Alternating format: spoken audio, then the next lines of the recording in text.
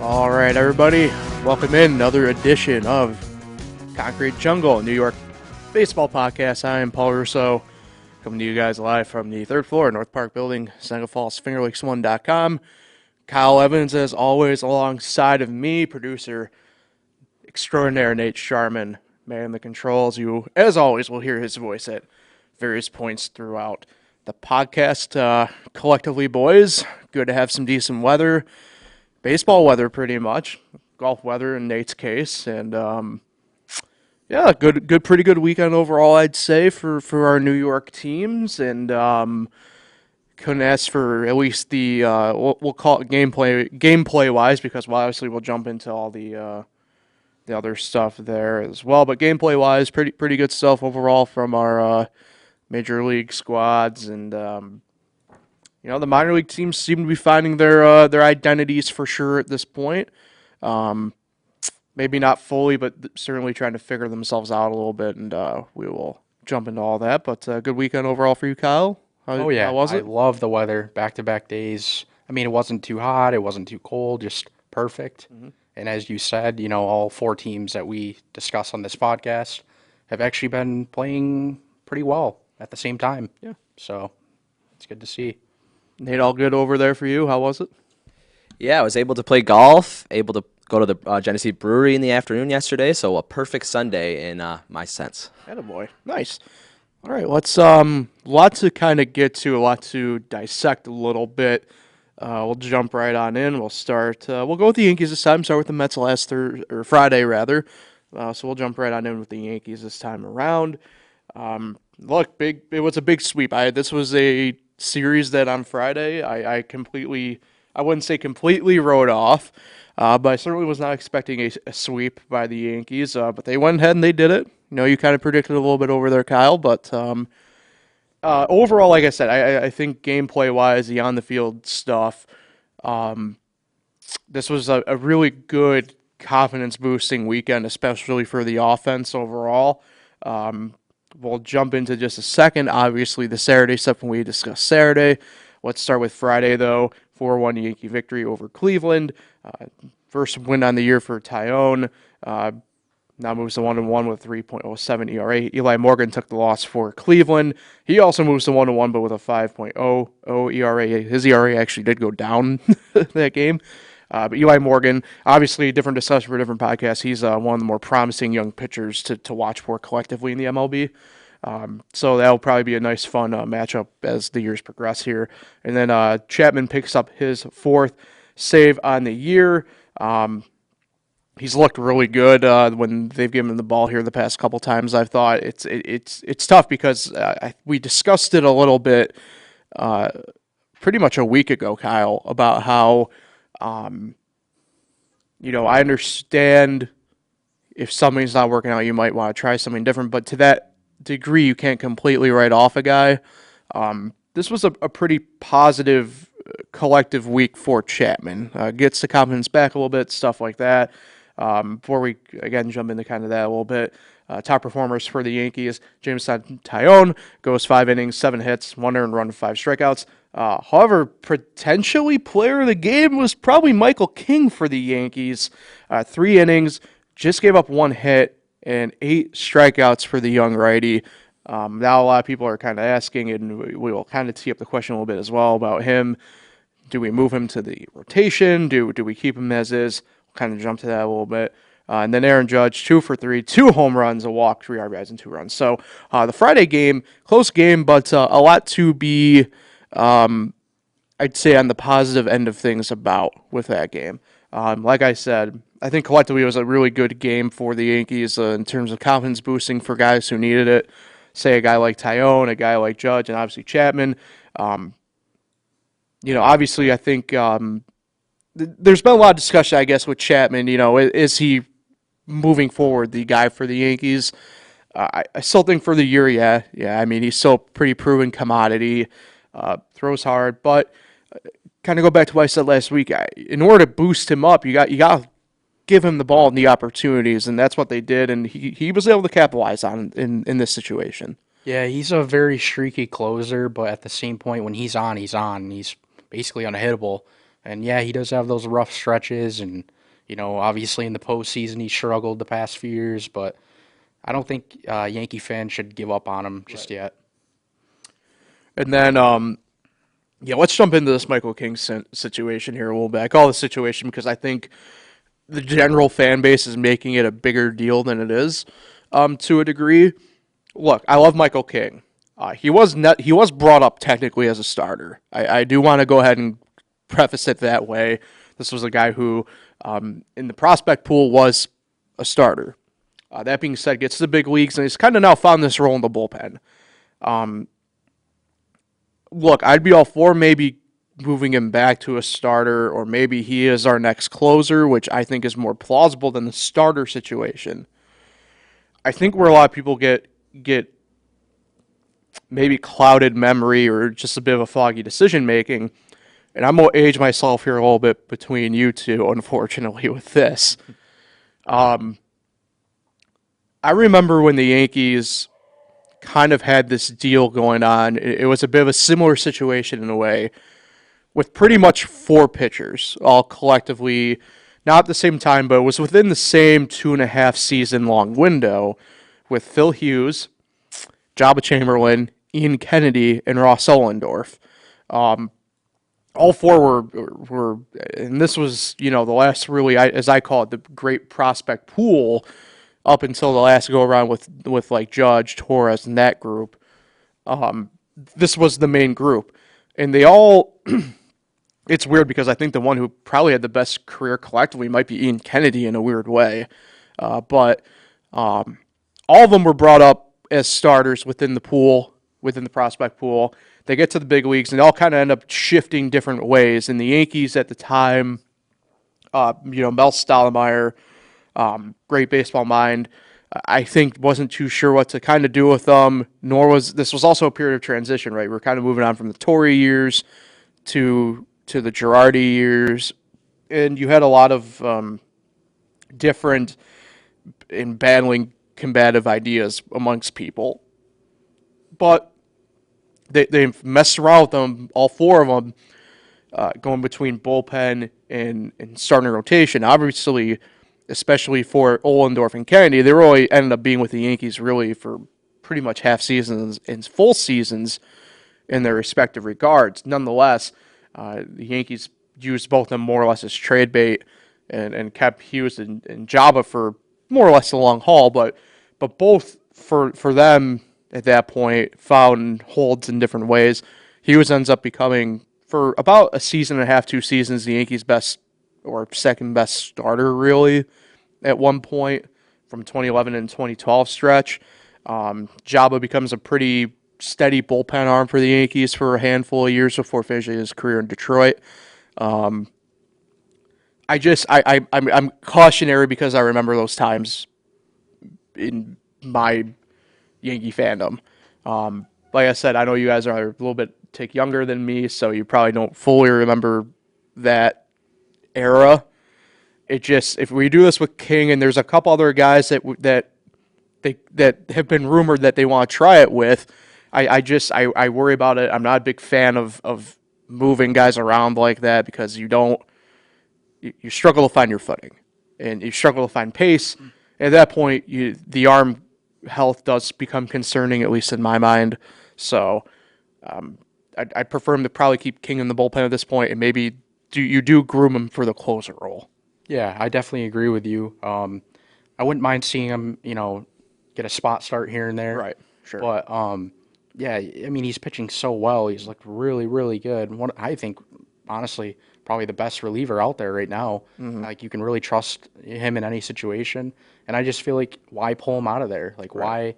And think about it. Who are you taking out of the rotation right now? I mean, the rotation, is second in ERA right now in the American League? Yeah, I mean, all things considered, this rotation has been pretty much carried by really the back end of what's become Cortez and Montgomery.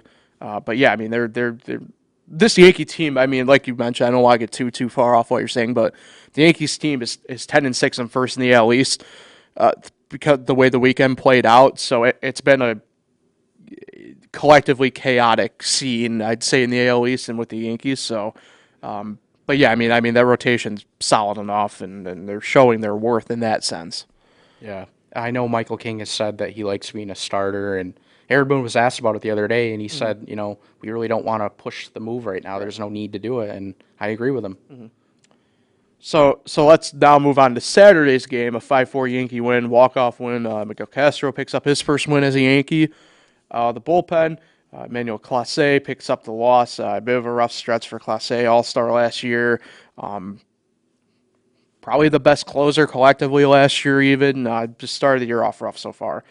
Cortez went 6 1/3, gave a hit, 2 earned, 8 strikeouts. Donaldson, nice game for him. I mean, good at bats throughout the whole game.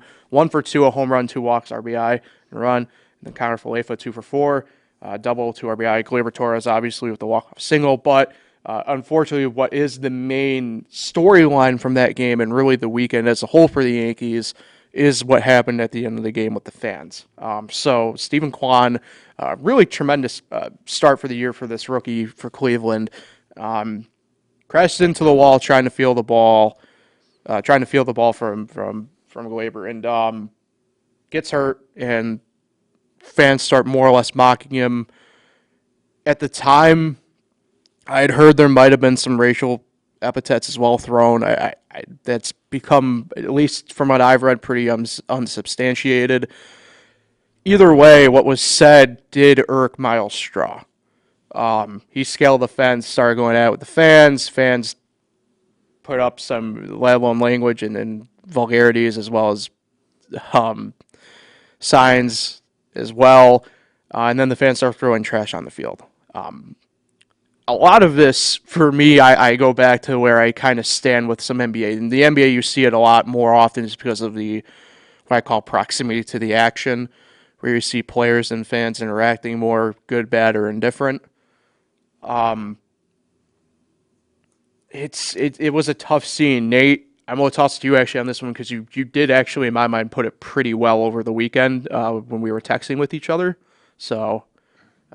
Yeah, there's just no room for it in any professional sports. Right. I know we had that problems with Russell Westbrook early in the playoffs last year. But the main thing that I kind of got out of it was kind of seeing the video after the fact with Judge and Stanton. Right.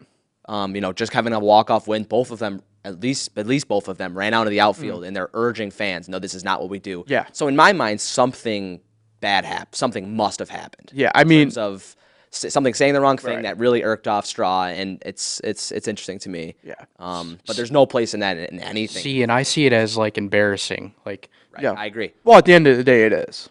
Like the players shouldn't have to walk out there to calm down their own fans and tell them to stop throwing stuff onto the field. Like it's a bad look, and it kind of ruined the walk off a little bit. I mean, they're in the middle of a celebration. It tainted the whole weekend in my mind. It really did.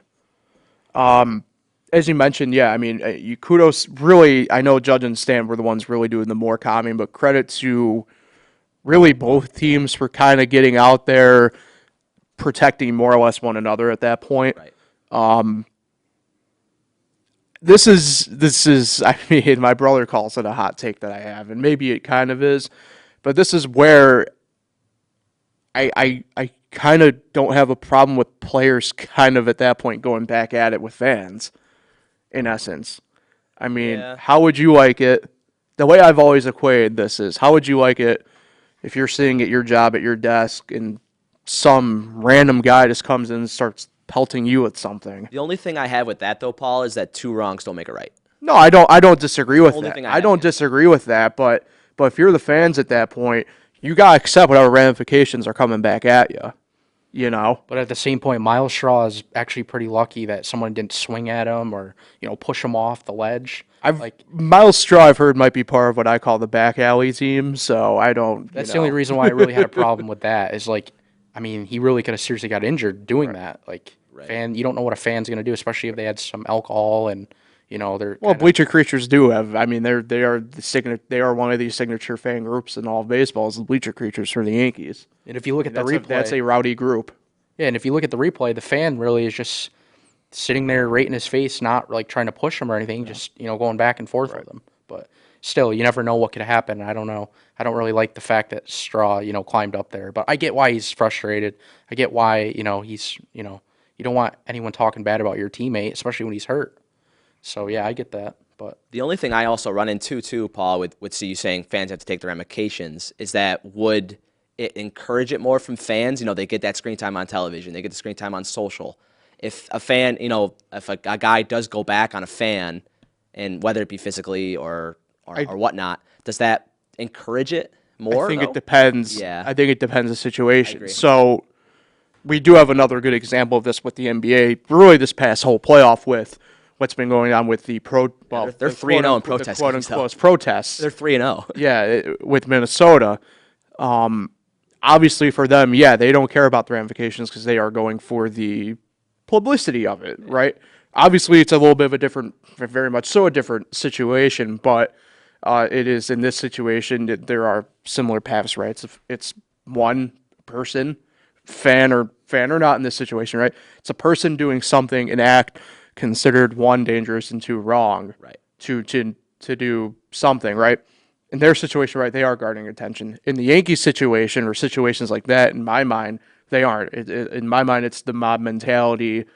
And it's, look, we see it. It usually happens not in every sport often, but something that I think we see in the major four sports, usually once or twice a year, give or take, where this happens. I think the main one that's kind of sticks out to a lot of people, right, is the Browns back in like '99 when they got eliminated last week of the regular season from the playoffs and the fans are pelting beer bottles on the field.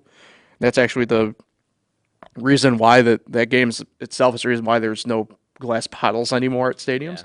Yeah. But yeah, I mean, I'm trying to think. I know the other one that kind of sticks out pretty big in my mind is the snowball incident a few years ago in Philly. Which tends to happen, I feel like, in Philly quite often. You have it with the Bills with Tom Right. Brady. Yeah. You have So, throwing like obscene objects on the like I said, I mean, it's not in every sport where you see it every year, but it tends to happen. It pokes its head up in the Big Four at least once a year. Sure. So,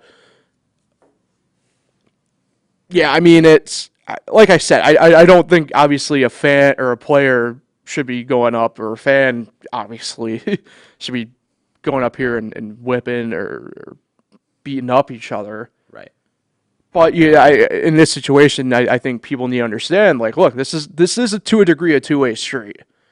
I mean, I think what's good. I think the culture shock for a lot of us, and this is probably a different discussion in and of itself for a different day, is because of the Malice in the Palace, right? It's the sticker shock value of something like that. That being said, the Malice in the Palace is such an outlier in of itself anyway, because of the era that it was in basketball, the NBA at the time, compared to really the city of Detroit at the time, kind of recognizing what they were and what they were becoming, that was such a perfect or an imperfect storm that occurred. I mean, up until that point, obviously players going in and fighting fans was a very limited thing. I think up until that point, the biggest example of that was I believe the Bruins, right? The Boston Bruins. Yeah, I think a fan went up. Yeah. Right. So again, I don't think it's right. I just think that people need to recognize if something were to happen at this point, I'd think it's a two-way street. I mean, that being said, this was such a good weekend of baseball that it is become part of the main storyline, which is unfortunate. yeah, I just wanted to add that this isn't the only incident at Yankee Stadium over the past few years. Right. If you remember, Alex Verdugo got hit with a baseball standing in left field. During the Rays and Yankees game, fans just started throwing baseballs from all different directions. Like, I don't know why Yankee fans act out of control like this, but, I mean, players, I would think if they're in the outfield, some players probably are a little scared they're going to get hit. And being in the outfield, especially at any big league stadium, you're pretty by yourself. I mean, you really are kind of out on an island. Yeah. And when you got baseballs coming at your back when you're not even looking, Right. or I mean, it could hit you in the head. You don't know. Like it's just, I feel like some players that come to Yankee Stadium now kind of, are a little worried for their safety. And look, this I can't say much. Some of my favorite teams are wrapped in their own controversies for more serious matters, I'll call it. But I mean, these are situations where I look in the mirror like, do I really enjoy being a fan of this team? Because the Yankees were very silent on the whole matter, and that's to me pretty. It's pretty telling. I'm not a fan. Heiner Falefa had a good quote after the game, right? He said, "We don't do this here." No, yeah, the players Players were the good, players right? were out against it, right? And that's where that goes back to my statement about how I'm very proud of the players the way they handled it, right? I have a problem where the team's not saying anything. Like that's where I have the problem. Yeah. I guess the only thing they really did was bring extra security for Sunday's game. But why didn't they even announce it? Like, Right. you just didn't hear anything. Right. Like it's kind of bizarre. I thought you'd see a press release from the team on socials. That's what I'm getting at, right? That like there needs to be a. And look, I mean, it's going to be just a corny ass PR statement. I mean, right? It's your typical. It would be your typical, this is not what we stand for. Blah blah blah. Right? Something like that. And apologies. We've reached out to the Guardians or something like that. Right? At the end of the day, the Yankees didn't do anything hard. Yeah. That would still be better than nothing. Right. I mean, the fact of the matter is, as you mentioned, you can step up security all you want. That's all fine and well, but I mean, you're just that's just such a knee-jerk reactionary thing, right?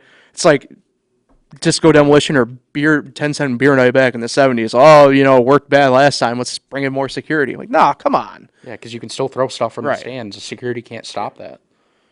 All right, we've harped on it long enough, I think. I think part of that, like I said, I think a lot of it's probably an overall different discussion for a different time. But like I said, I mean, it was such a big storyline that we had to discuss it. And like I said, to me, it tainted the weekend. And just a reminder, Yeah. not all Yankee fans are like that. Well, no. A lot of people have been calling out Yankee fans on Twitter, but I feel like some Yankee fans are really good fans. Like it sucks that they're representing basically the entire fan base, and people just think Yankee fans, all of them are bad, when that's not the case. Right. I mean, we're all bad for different reasons, but True. anyway. Yesterday, obviously, Yankees complete the sweep, 10-2 victory. Garrett Cole gets his first win on the year. Great game for him. Obviously, big confidence boosting win. Aaron Savali takes the loss. He moves to 1-2 on the year. Garrett Cole 6 2/3, 4 hits, 9 strikeouts. It's what he needed, right? Doctor ordered it. And then another good game for DJ, 3 for 4. Home run, double, 3 RBIs. Rizzo, another home run and a double as well. Just a great game overall for the Yankees yesterday. Yeah, and it's really good to see DJ LeMahieu return to his 2019 form. I mean, he had a 3-hit game yesterday. He's, what is he, on 11-game hitting streak, I think now? I don't know if it's 11 game hit It's streak. 10 or 11. I think it's for sure 11 reaching base safely or something like It's that. definitely a hitting streak, but I don't know if it's 10 or 11. Right. So it's good to see. Yeah, perfect momentum boost to go into the toughest team in the AL at the moment somehow. Yankees off today, and then we have a 3-game series in the Bronx against Baltimore. This Baltimore team, sneaky good. I think obviously their offense is struggling, and I thought that would be their strong suit, but their pitching has been their strong suit somehow. Really their bullpen. So tomorrow, Jordan Lyles gets the nod for the Orioles. He's 1-1, a 3.52 ERA in the year. Luis Severino for the Yankees, 1-0, 2.08 ERA. Look to continue his really continued build up to get back to full form and confidence boost, but he'll have the opening game for the Yankees Wednesday, 7:05.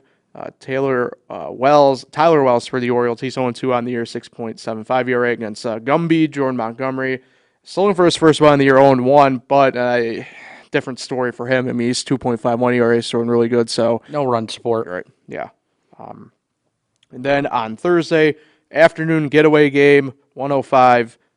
Bruce Zimmerman for the Orioles, 1-0, 1.20 ERA. His only win on the year coming against, oddly enough, the Yankees. Against Jameson Tyone, 1-1, obviously 3.075. All games can be seen on the Yes Network and local fan affiliates for those listening on the airwaves. again, I feel like this is probably would have been the series where they probably would sweep, but I think we're probably going to be 2-1. I just feel like poor Jordan Montgomery is not going to be able to get any run support still somehow. So Yeah, you can't sweep every series, right. but really, I think it's disappointing if you can't sweep this series. right. I think yeah, as long as they take the series 2-1, I'd be pretty satisfied at this point. Obviously, this team has shown that they do have some life within them. I still think that the issues are pretty glaring, and just there's still a lot of work to be done overall. I'm trying to look at very much so a lot of the positives with this team so far this year, albeit few at the moment. Still, it feels like. But I think this team. The team has pieces. I just don't have the confidence in them to kind of pull it together still. Yeah, the thing is, if you look around the league, all the numbers, offensive numbers, are down. Yeah. So that's kind of also interesting too. I mean, there's no excuse for the Yankees lineup to be as bad as they've been at times, Right. but like it's very interesting to see the league-wide offense down. Like clearly the ball is something's different with the ball. Again, it seems like they're always making changes without people really knowing. Right. It just dies. If you really look at it, like guys really squared up and it just dies. Yeah, I think they've deadened the ball. I know they were going to, but I think they deadened it a bit more than they thought they were going to, which isn't on MLB. To be fair, you can't really blame it, I guess, on Rollins, the ball manufacturer. But it's been pretty wild to watch. I think we're still trending on 2 out of every 3 or to 3 out of every 4 games on the betting side hitting the under. So. A lot of low Yeah, scoring I mean games. the numbers back it up.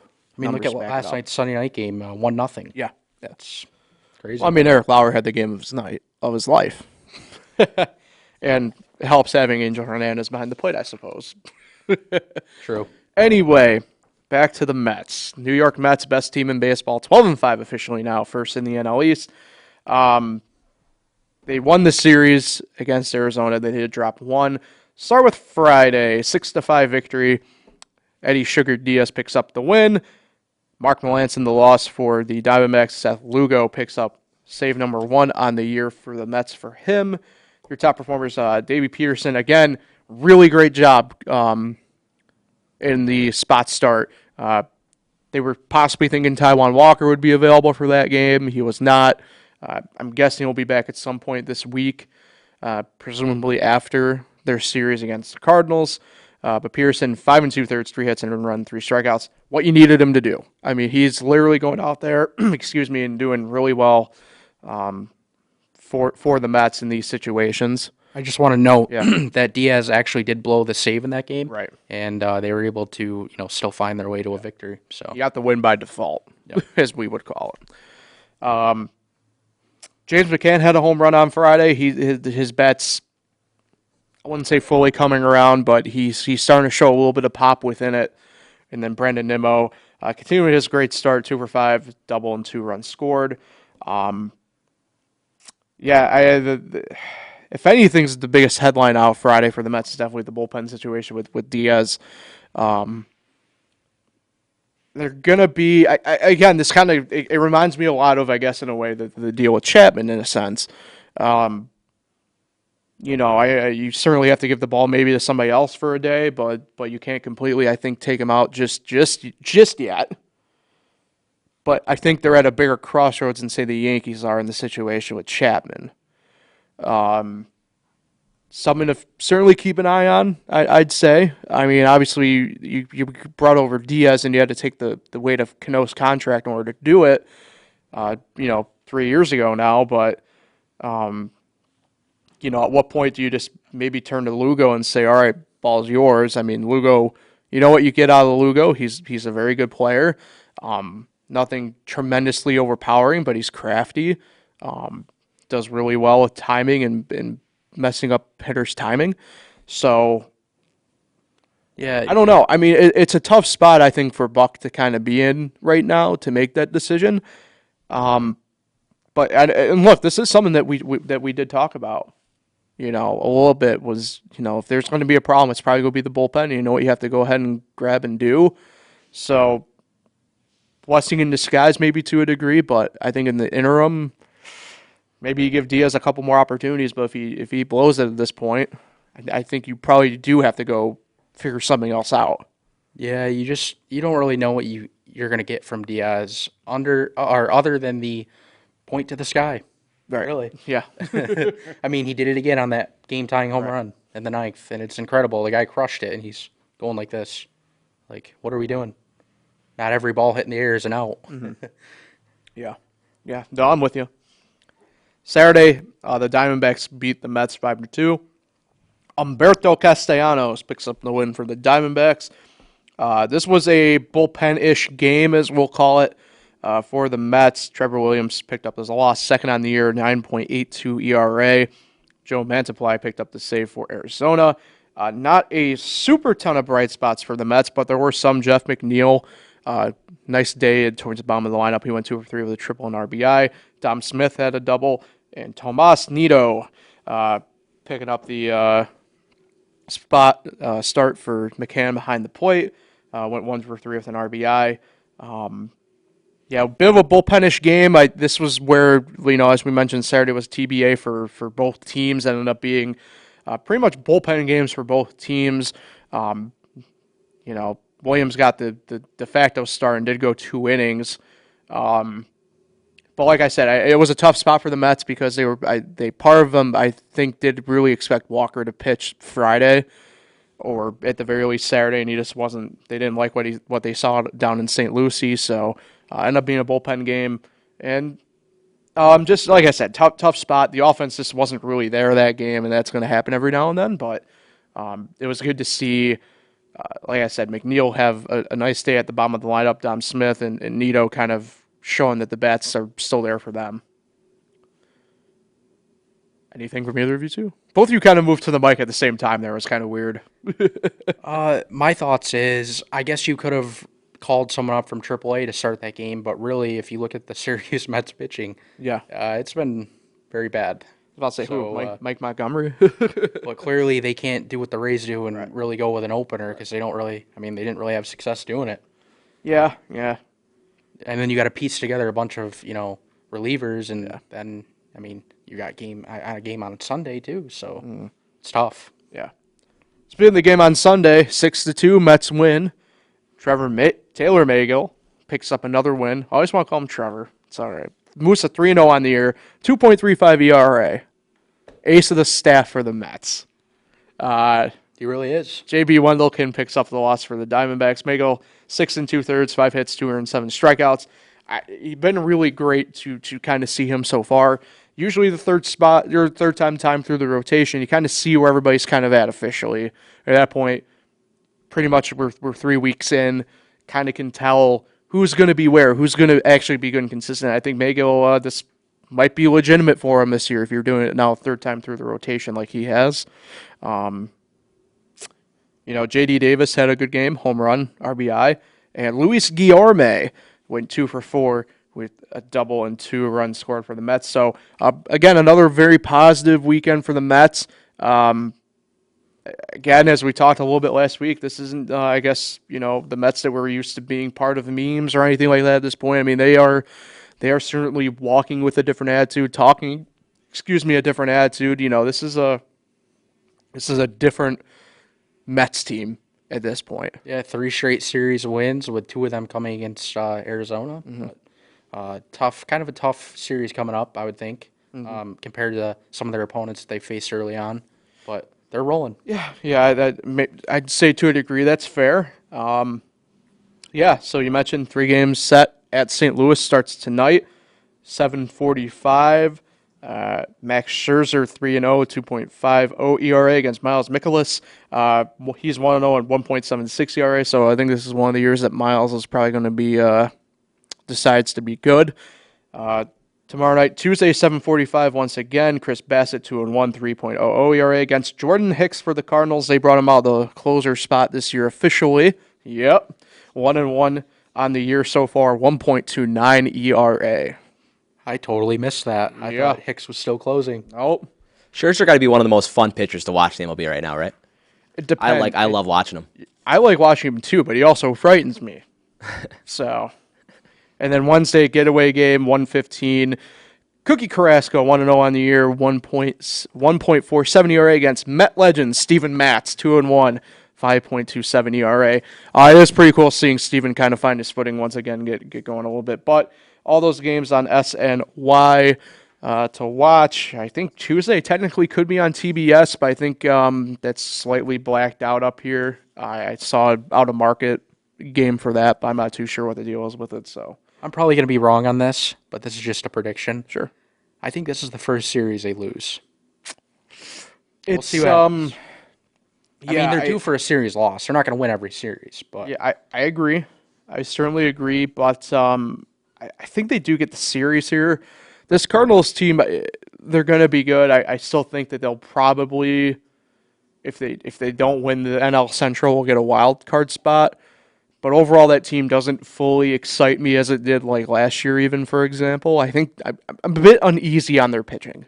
yeah, they should win the series, obviously. But I mean, this is a 6-game road trip. Right. They haven't lost a series yet. I don't know. I just see maybe a series loss that we didn't expect. No, that's fair. That would be classic baseball for the most part, Yep. I'd say. All right, let's move on to down the farm before we head on out here. So this we'll set it up a little bit differently as we normally do. So we'll just recap both teams, and then we'll jump into why.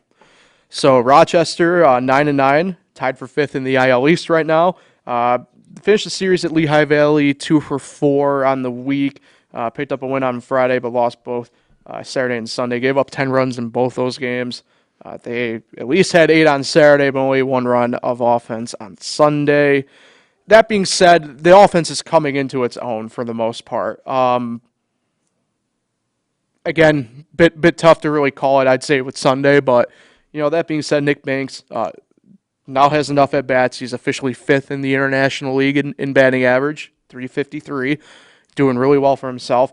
And Joey Meneses kind of taking the charge on the power side of things so far for the Red Wings, team leading 3 home runs and 13 RBIs. That being said, again, some moves with the parent club with Washington over the weekend kind of left the roster a little bit in a stable spot in that regard. So tough. We mentioned it last Thursday, Kyle, especially at the AAA level. It's tough because can be a lot of fluidity sometimes with the rosters. For example, they called up Aaron Sanchez, one of their starters, and perhaps maybe he could have started the Saturday or Sunday game, and they wouldn't have allowed 10 runs in both games. You just it did push. In the example of that, it did push Cavalli up to start yesterday, as opposed to his usual day of Tuesday. That's why, like you said, it's just tough in AAA. It's kind of hard to keep winning because there's just constantly moving parts. And he brought up a good point with Sanchez. He is the team leader in ERA, and the pitching itself is a collectively good unit. But nobody is taking the reins as a true, workhorse ace type, at least in rotation. Same thing with pitching. They didn't use Clippard Saturday or Sunday. I'm not too sure what the deal is possibly there, but it's just tough because, like we said, I mean, fluidity-wise, it's a tough spot to be in. I know they brought up, I can't remember the name of the one reliever. They called him up right at the end of the week pretty much. But either way, I mean, this Rochester team at minimum has the pieces this year to be something special in my mind. I don't know about maybe best team in the International League East, but compared to the way the past couple seasons of baseball for them have played out, certainly in the right direction. Yeah, I think they'll definitely be better record-wise than the previous seasons. And a lot of it, too, is credit to Matt LeCroy, former big leaguer, did play in Rochester himself at one point.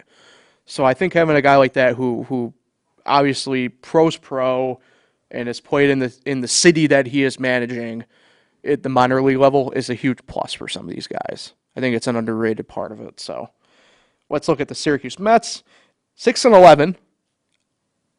Still last in the International League East. But took 6 games, or rather 5 games, I apologize, against Worcester How? Yeah, that's what I'm saying.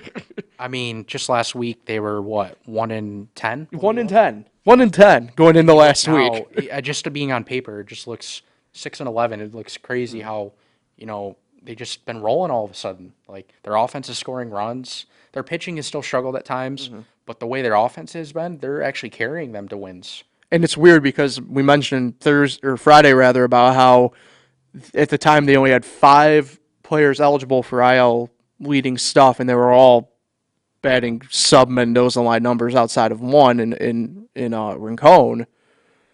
Yeah. But all that changed over the course of the final couple days of the weekend because Daniel Palka has now taken over most offensive leading categories. The only one he's not is stolen bases. That being said, team leading 286 average. He's officially now, I believe, ranked in the IL, or at least can be considered for it. Obviously, still fairly low. I mean, there's a guy, I say guy, he got called up over the weekend in Yankee legend Rob Refsnyder with the Red Sox, who at the time was batting 400 with the Who Sox. Wow. But I'm anticipating he'll be called back down. I think that was just more or less up because they don't know what's going on with JD Martinez. Either way. But Palka, 9 runs, 5 home runs, and 17 RBIs. So Palka is kind of figured this out now for the SMets. And you mentioned that's a big, big thing to get this offense going. That being said, Mike Montgomery appears to officially be the ace for the SMets at this point. The veteran left-hander. Yeah, team leading 2.65 ERA, 16 strikeouts, and a nice 0.82 WHIP to go along with it. Obviously, we talk about minor leagues being a spot for prospects a lot of times, but Mike Montgomery, a bit of, I wouldn't say maybe making sure I still have it type deal. Mets signed him to a minor league deal for certainly depth purposes at that point, but look, he's showing that he's still got it, certainly probably taking the ace role, and it's in a very important role at the minor leagues, especially AAA. It is the doormat for the big leagues, right?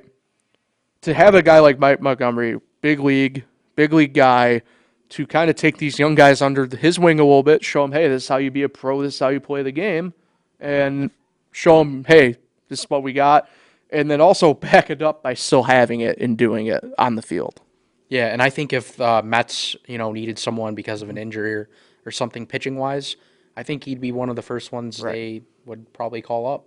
Mm-hmm. So now, the reason why we didn't preview Rochester's weekend is because, well, we have a renewal of the Thruway Cup officially now that both teams, well, really all 3 teams, Buffalo, Rochester, and Syracuse, have faced each other. This is the first series on the year that Syracuse and Rochester face off. First iteration this week at Frontier Field in Rochester. I thought you were going to say something, Nate. I apologize. You got eagerly up to the mic on there. Oh, I'm just excited. I love going to Frontier Field, and if I was a betting man, I would say that you'll see Nate Sharman up there in the next 6 games here. I certainly agree with that statement. As a betting man, Paul Russo will be making an appearance probably at Frontier as well. So maybe a hot dog, possibly a Jenny Light. Maybe I'll even get beer crazy, bat. have some peanuts. They have beer bats there this year again. Oh, they're back? Yeah. Yes, love to hear that. Yeah, I mean, this is quite literally. I think people kind of forget about this. This is about as classic as a rivalry as you can get in minor league baseball. These 2 teams have been a part of pro baseball pretty much since the iteration of it in the mid 1870s to mid 1880s, where stuff was forming and that type of deal. This is like I said, this is a classic rivalry. This is one of the games where quite literally the teams do travel by bus to each other. I mean, it's very old school in nature. It's fun to see. You have a lot of usually fans and people from both sides traveling to these games. That being said, quiet on the promotional front for the most part. Tomorrow night's 2-for-1 tickets. Thursday night's college night. Saturday's autism awareness night. That being said, as Nate said, I probably see me or him there at some point over the week for it. This is going to be an interesting game for both these teams. I think, we talked really at the start of the podcast as a whole, as a series or whatever you want to call it, that these were two teams that kind of mirrored each other the past couple years, and they still do have a lot of similarities amongst each other. Kind of thought that maybe Rochester was for sure taking the corner at the start of the year, and Syracuse wasn't. But this is a big series for both teams. It really is. I think it's going to be tight. I think I think personally you're going to see a 3-3 split this series. I was going to say 4-2 for Rochester, but I could also see a split as well, especially because Syracuse has been playing so well.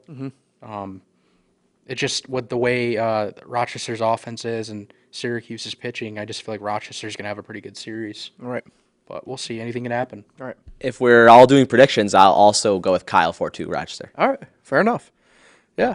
I don't see either. I don't foresee either team sweeping or anything dumb like that. I'll put it to you that way. But we didn't see them take the Mets taking 5 of 6 from the Red Sox. So True. That's very true. And also thought Rochester would show a little bit of a better leg against Lehigh Valley. baseball is crazy. It's the best sport for a reason. All right, let's get out of here. Concrete Jungle, New York Baseball Podcast, every Monday and Thursday. Make sure you can watch live on YouTube, rewatch on there, also listen on Spotify and Anchor. Pretty sure that's pretty much it. Watch some baseball, folks. I mean, it's a really nice day today, still here on Monday. It's going to be interesting midweek, but, towards the end of the week, we kind of at least get back to tolerable weather, as I call it. Yep. Kind of a lighter schedule tonight on the Major League side, just because off days for teams and travel and stuff, but still some games on. Still have our Mets. All right. For Kyle Evans, producer Nate Sharman, I'm Paul Russo, New York Baseball Podcast here on FingerLakes1.com. Appreciate everybody for tuning in. Catch us live again Thursday at 11. If not, make sure you tune in on YouTube at Watchback and Spotify and Anchor.